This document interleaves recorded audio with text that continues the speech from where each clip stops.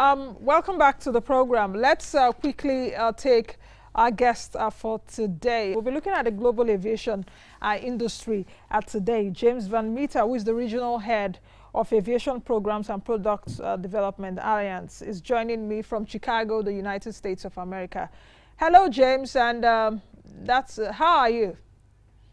Hi, doing great. Thanks so much for having me on. Okay, nice. Now, let's go quickly to the conversation.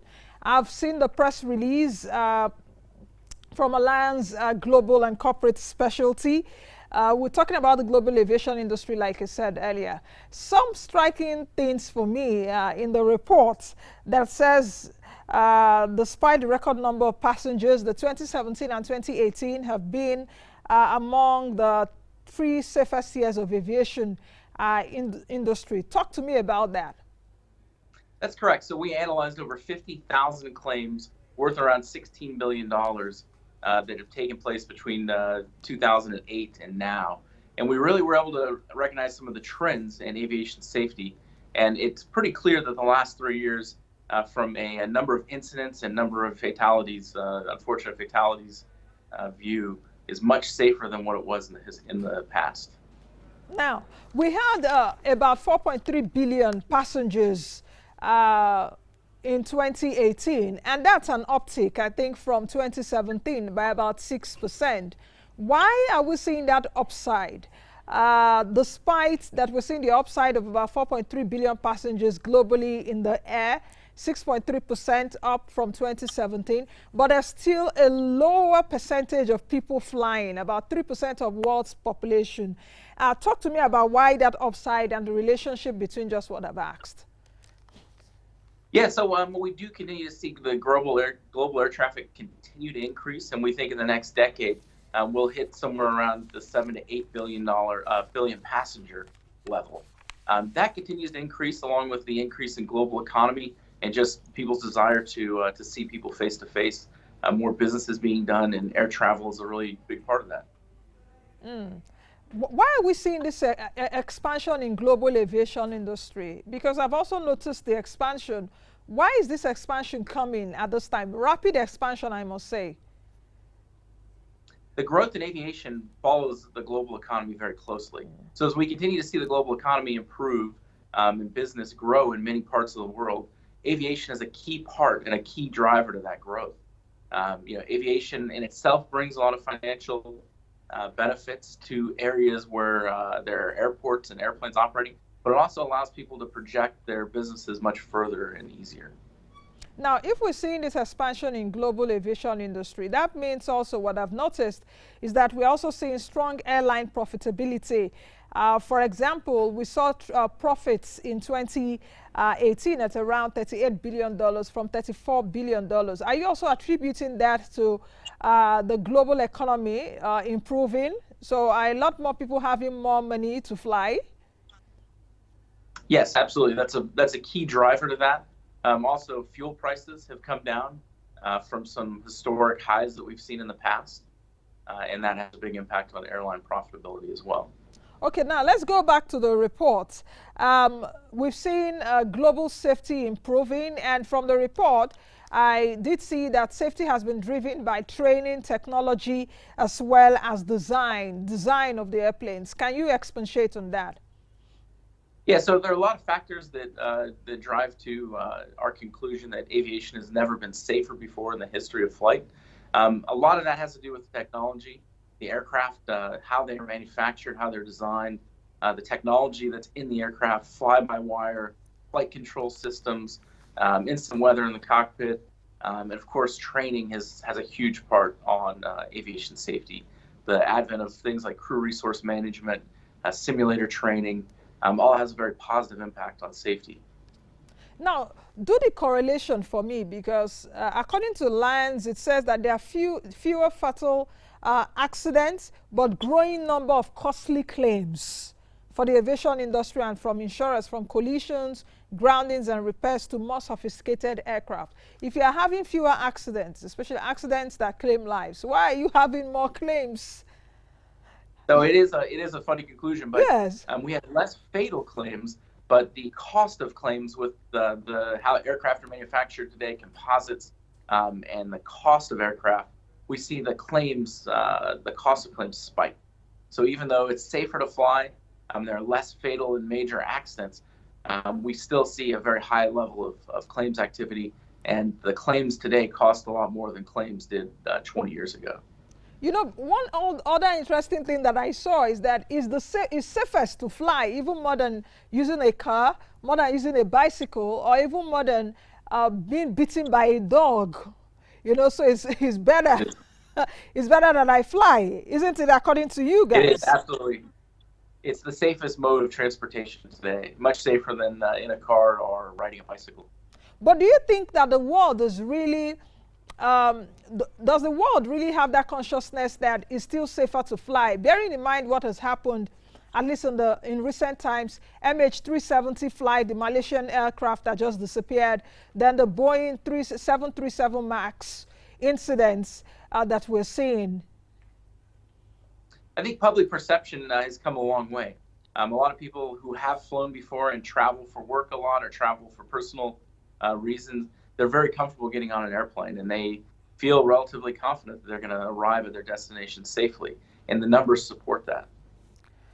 So these incidences, are they not actually adding to the perception problem of perhaps, like you said earlier, we're seeing smarter designs for airplanes, technology is also helping.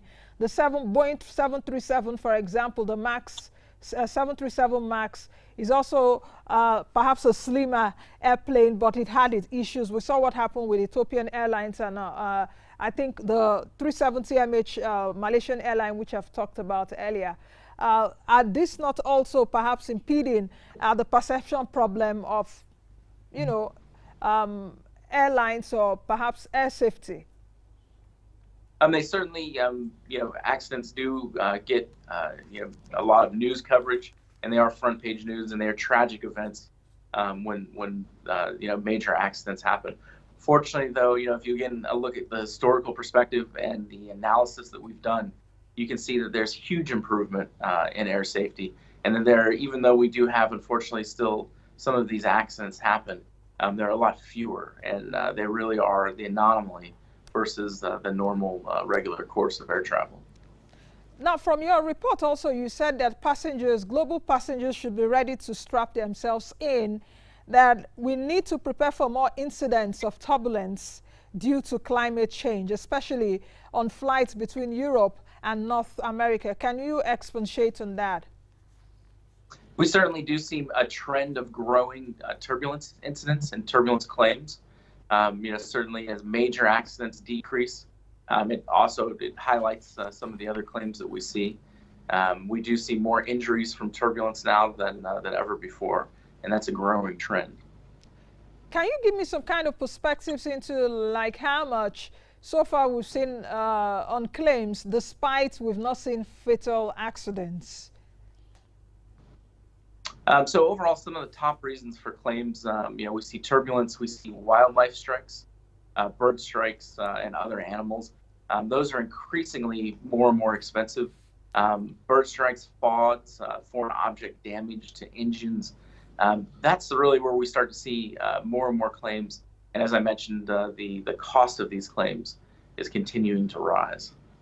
Yeah, because from your report here, I saw that perhaps the industry claims rose from in 2013 to 2018. That's from about $14.8 billion. That's $16 billion, I beg your pardon. That's 14 billion euros. So that's the amount of claims that the industry is seeing, despite the industry not experiencing fatal accidents. Are there some things that global passengers could do on their own hand? Are there some other things that airlines could do to avert some of these situations? Yeah, I mean, absolutely follow the instructions of the flight crew. Keep your seatbelt on at all times. That has a big impact on whether people get injured in turbulence. Unfortunately, turbulence is unpredictable. It can strike, you know, anytime during a flight. So, you know, maintaining, you know, your seated position with the seatbelt on goes a long way to reducing accidents and injuries. Mm. Okay, so that's it. How about for the airlines? I'm sorry, can you repeat that? Yes, how about for the airlines? Are there some safety measures that the airlines can also take to prevent perhaps some of these situations so that they don't have a lot of claims? Yeah, so the airlines, I mean, they're constantly monitoring weather trends and trying to do their best to use predictive analysis to know where turbulence strikes. They also use pilot reports. So listening to other pilots who are flying in similar airspace or in the same region, and they try to do their best to avoid turbulence and rough air. The airlines really want to provide passengers with the safest and most comfortable ride they can.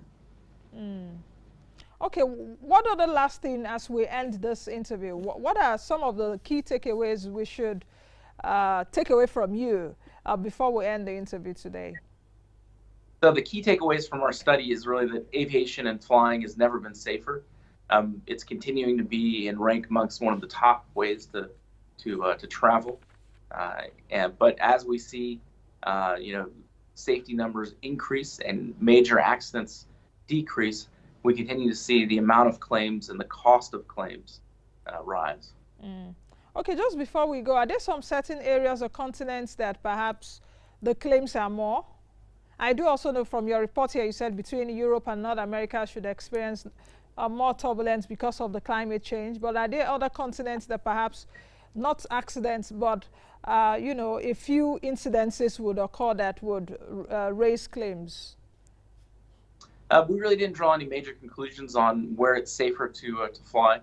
North America and Europe seem to have less accidents, though, and have a better safety rate than other parts of the world. All right. I think we'll leave it at that, James. Thank you for speaking with me today. Thank you so much. All right. Okay, that's the much we can take with James Van Meter, the Regional Head of Aviation Programs and Product Development Allianz. We've been speaking about the global aviation industry. Like you heard him say, it is the best time to fly right now. 2017 and 2018 were the safest years to fly. About 4.3 billion passengers yearly. In fact, there was an uptick of about 6%. All right, let's quickly